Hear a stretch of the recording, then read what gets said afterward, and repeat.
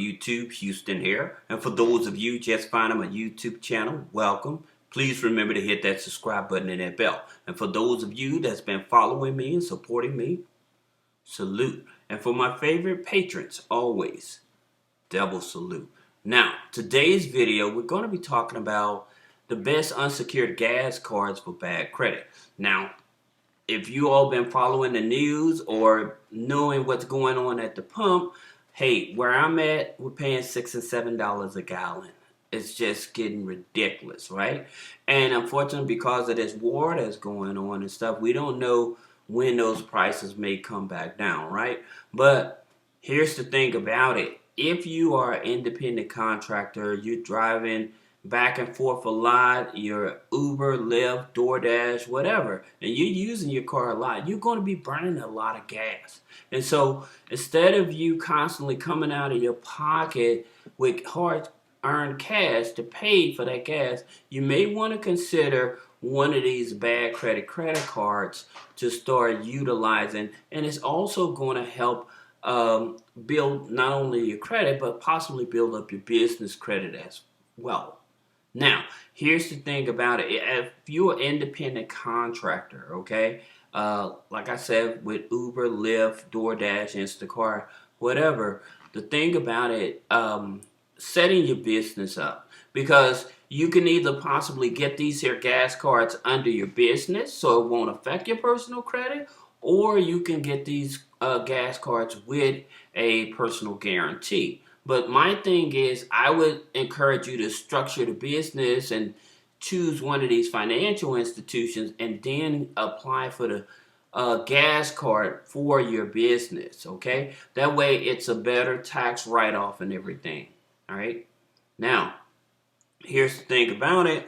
With some of these gas companies, if you're going to be trying to get a gas card, with your business, with just your EIN number, you need to add not some AUs, but you need to add some net 30 accounts, right? And you don't need a whole lot of them. Here's the thing about it. I know a lot of people building business credit, and they saying get this net 30, get net 30, and then the second tier, they're talking about then get the gas cards.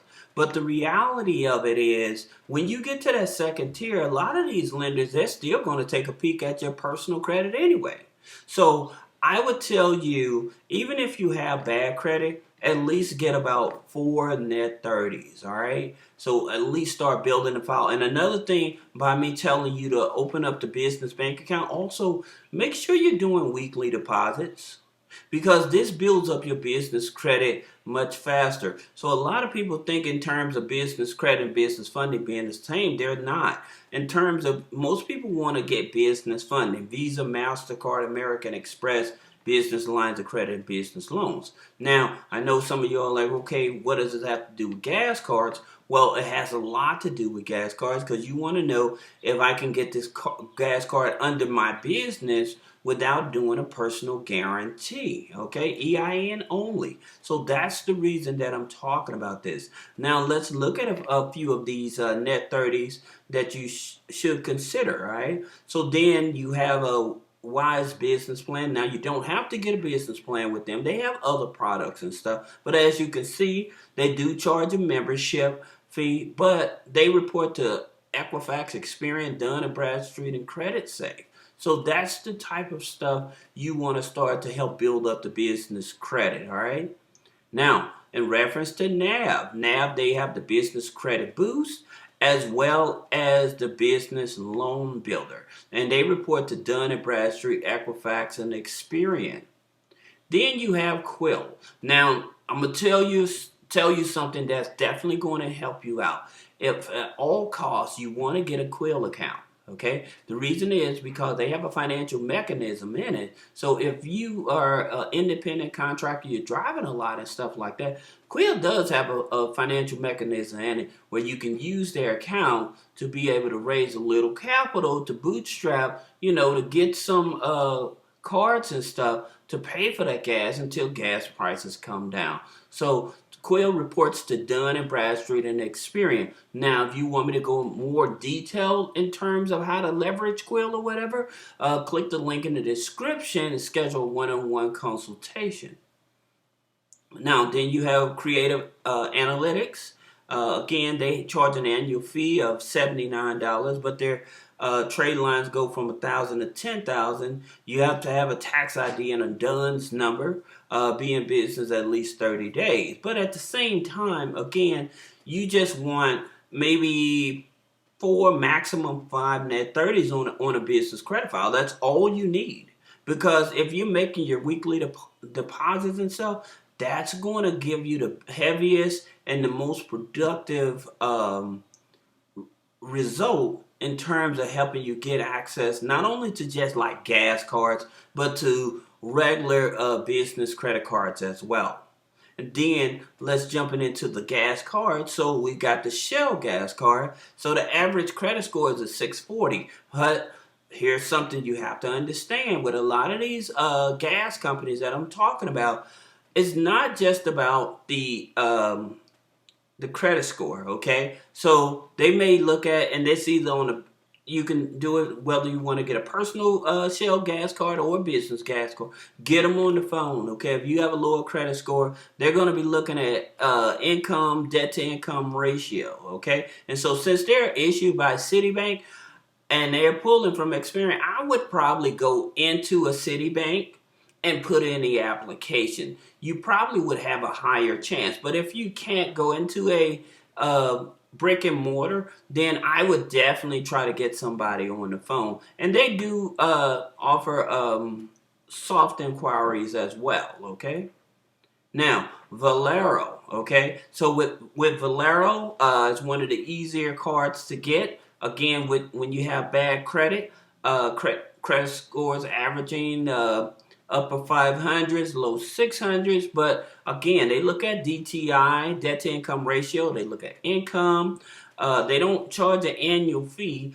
Their limits start from 500 to 1,000. Hey, here's a side hustle. Hey, you may have somebody that's finna get ready to spend some hard-earned cash at the gas station. You have this VALERO card. Yo, tell you what, I'll put it on my card. You know, give me the cash. Then that cash, you can take that cash and deposit it into your business bank account. So that way you're actually building up revenue sales to build up your financial statement so you can actually get more money, right? So I hope that you can think about that and hope that you can leverage that. Now, VALERO is through a DSRM national bank, and they usually use Equifax.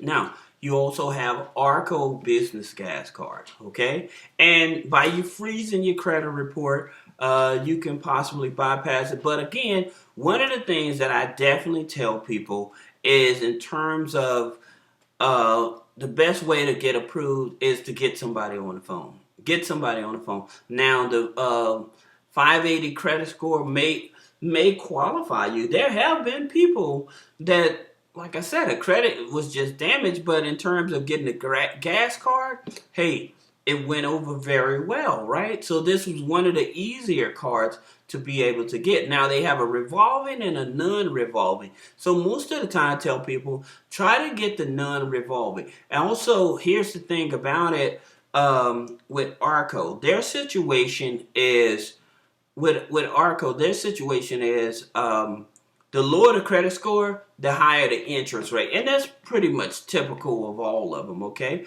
And it's stated that they offer their cards through Regions Bank. Now, you have the Chevron rewards. They have the Chevron Visa card. They have a regular Chevron, okay?